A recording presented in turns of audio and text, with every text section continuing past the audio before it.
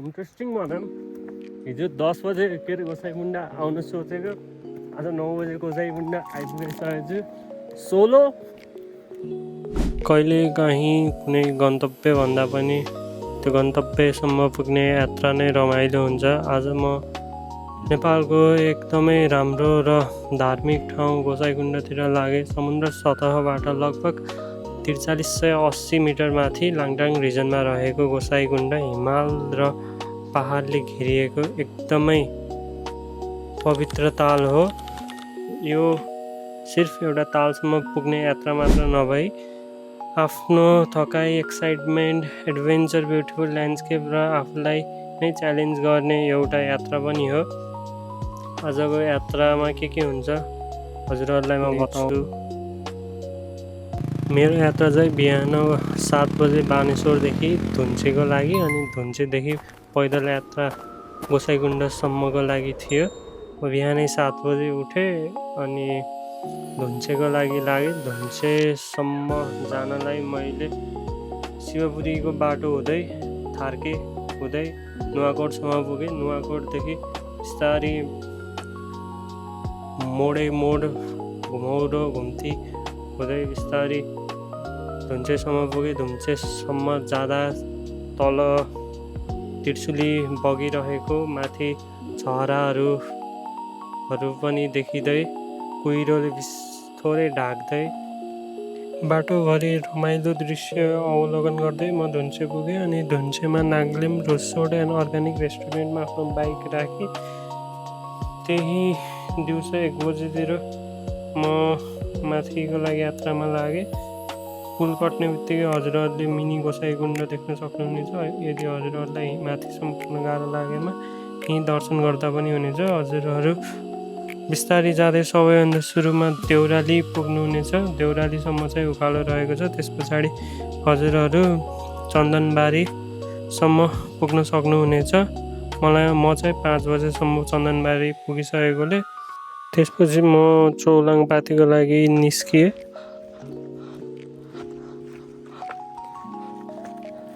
ठिकै भइरहेछ। राति भइसक्यो 6:30 लगभग। अब बाटो चाहिँ अलि अँध्यारो छ, मुहान देखा जस्तो उज्यालो छैन। अगाडि अब कतिमा पुगिन्छ भन्ने अगाडि एक ठाउँ त छ बस्ने सक्ने त अब बसौँला भन्ने हो। हेरौँ कति टाढोसम्म जान सकिन्छ। अरू त त्यस्तै रात पर्यो, बस्ने बास चाहियो। म करिब बेलुकाको 7 बजीसम्म चन्दनबारीदेखि चोबारपाथीसम्म पुगिसकेको थिएँ। मैले चोबारपाथीमा हिमाल तिब्बत माउन्टेन भ्यू होटलमा बसेँ। म एक्लै भएको कारणले मलाई कोठा चाहिँ मिलेन, त्यसैले म 2 तला माथि बस्नु पर्यो। खाना र सुत्नको 1000 रुपियाँ लग्नु भएको थियो। डे 2 स्टार्ट भनौँ। चिसो त वाइल्ड छ, कति 9 डिग्री सेल्सियस छ। नाम्लै ज्याकेट हो, तात्यो भने चिसो हुन्छ कि। हेरौँ आफ्नो कसरी पुगिन्छ।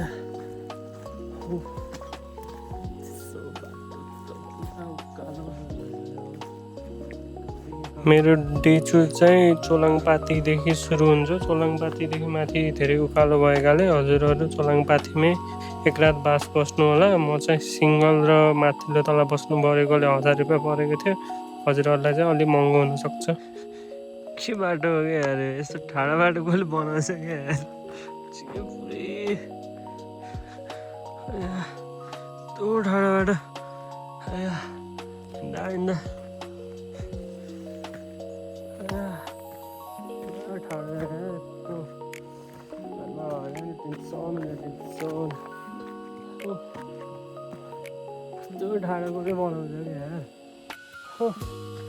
मलाई चोलाङपातीदेखि लगभग 1 घन्टा लागेको थियो लौरे विनायक पुग्न।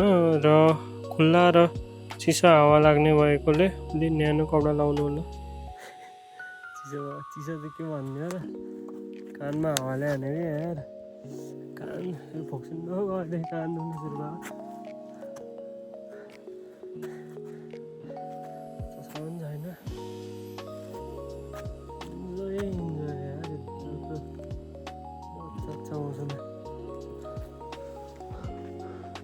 चोलाङपाथीदेखि उकालो भएकाले चोलाङपाथीदेखि बुद्ध मन्दिर जान लगभग 2 घन्टा लाग्यो। रिलिफ किनकि सोलो राइडमा नगएकोलाई कुद्नु पर्ने, नगएलाई पर्खिनु पर्ने। बाटो चाहिँ सिधा होला आयो, खुसी लाग्यो। र 60-70 डिग्रीको गाला हान्छपछि जियोस् बाटो चाहिँ सिधा छ अहिलेलाई, अलिकतिलाई र कहाँसम्म पुग्न सकिन्छ, कहाँसम्म फर्किन सकिन्छ पुग्न सकिहाल्यो। धेरै छैन होला, कति किलोमिटर छ है? Day 2 Here we go. हामीदेखि ताल चाहिँ सरस्वती, अनि त्यहाँ माथि चाहिँ भैरवकुण्ड, अनि त्यहाँ माथि चाहिँ के भन्छ गोसाइकुण्ड।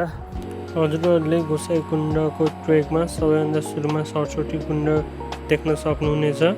त्यस पछाडि अलि अघि जाँदा भैरवकुण्ड पनि देख्नुहुनेछ। त्यस पछाडि अलि अगाडि जाँदा गोसाइकुण्ड भेटिनेछ। फाइनल्ली के यो भैरवकुण्ड गोसाइकुण्ड चाहिँ अलिकति माथितिर छ भनौँ न। यस पुग्यो गोसाइकुण्ड गरेर एउटा भिडियो भन्छु त्यति इन्ट्रेस्टिङ भनौँ।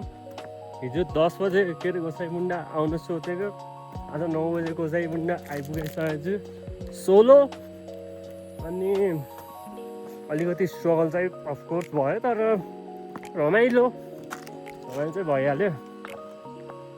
गोसाइकुण्ड राम्रो रहेछ, ट्रेल पनि अलिकति टफ बट ब्युटिफुल भनौँ, इन्जोय भइरह। अब यो बाटो हिँड्ने त होइन, जहाँ मलाई लाग्छ त्यहाँ पछाडि नुहाएर फर्किन्छ मान्छेहरू। त्यही पनि हिँड्दिउँ न, बाटो छ, मान्छेको दुःख रमाइलो इन्टरटेनिङ। घाम लाग्यो भने झन् रमाइलो हुन्छ कि। मलाई चोलाङपाटीदेखि माथि लौरे विनायक आउन 1 घन्टा, लौरे विनायकदेखि माथि बुद्ध मन्दिर आउन 1 घन्टा, अनि बुद्ध मन्दिरदेखि माथि गोसाइकुण्ड आउन 1 घन्टा, लगभग 3 घन्टा लागेको थियो। हजुरहरू बिस्तारै आउनु होला। बिहान 6 बजे हिँडेर बिहानको 9 बजेसम्म माथि गोसाइकुण्ड पुगिसकेको थिएँ। म चाहिँ अलि छिटो हिँडेको थिएँ। म सोलो भएकोले साथीहरू कोही नहुँदा आफू छिटो हिँडिरहेको थियो। हजुरहरू चाहिँ बिस्तारै आउनु होला।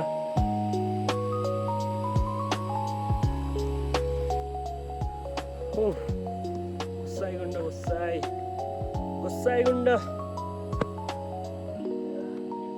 भिडियोग्राफर चाहिँ चाहियो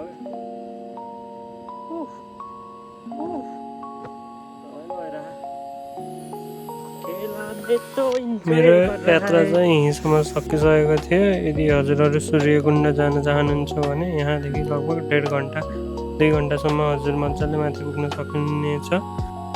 मेरो यात्रा चाहिँ यहीँ गोसाइकुण्डसम्म मात्र भएकाले म चाहिँ सूर्यकुण्डतिर गएन। मेरो प्लान चाहिँ बेलुकासम्म तल धुन्से पुग्ने भएकोले म चाहिँ अलि हतारमा थिएँ। अनि म केही प्रिपरेसन नभएकोले, नुहाउनेलाई कपडा सपडा केही नलगेकोले मुख मात्र धोएँ।